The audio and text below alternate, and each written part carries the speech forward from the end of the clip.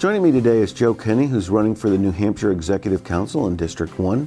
So, Joe, you talk about the excuse me, working with the council, the commissioners, and approving the budgets, contracts from the governor. So there's a lot of contracts, and there's got to be a lot of big issues. And you look forward. Sure. What are the biggest issues that you think the Executive Council is going to be grappling with over the next 2 years? Well, along with the governor and the legislature, the number one issue is a drug problem here in New Hampshire. So the opioid crisis is very real, and everybody, to the front lines on taking on this challenge. The council has approved over $24 million with regards to state contracts when it comes to prevention, treatment, and recovery. We're moving out very quickly. Last November, we called for an emergency session of the legislature. So I feel as we're moving forward, as we're building capacity for treatment centers, as we're looking at potentially having a drug courts in each county, that we're seriously looking at how we treat this particular crisis when it comes to the drug problem in the state.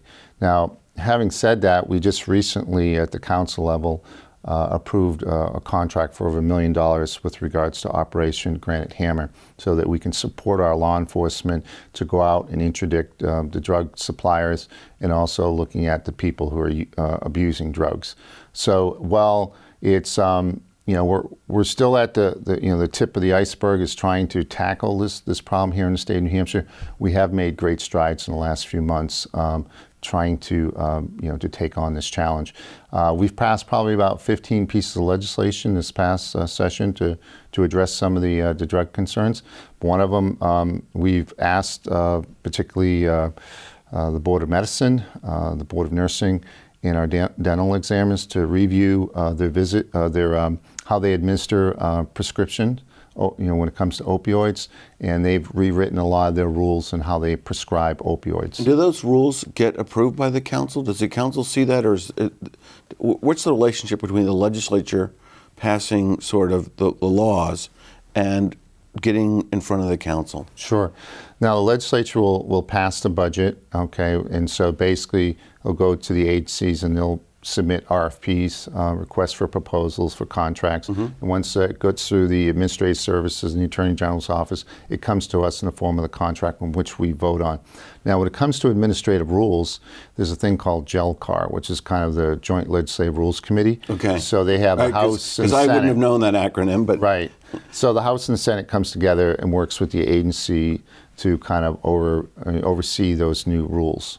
And does the Executive Council have any impact on the rules that are propagated? This counselor would like to have a lot more input, because I've always felt from day one since I get there to the council that whenever new rule changes are being proposed by an agency, that they give a briefing to the council before they get to the JLCAR process. So sometimes with regards to, for instance, there's a big movement to kind of reorganize DES with regards to the Subsurface Bureau, wetlands and shoreline protection. They're trying to reorganize it regionally to streamline it. Well, the council stepped in and asked for a complete overview of what the Department of Environmental Services was attempting to do. So sometimes we will step in when we see something that's off course.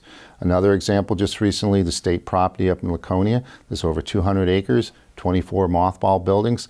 I requested that we created an ad hoc committee, both Laconia officials and also officials within state government, to look at how we're going to put that RFP so we can sell the property either to the private or public sector. Sometimes things get kind of stagnant, not moving forward quick enough, or there might be administrative rules that come forward, which the council wants to jump in and know what's going on, because ultimately we're going to feel the complaints if it's not done right.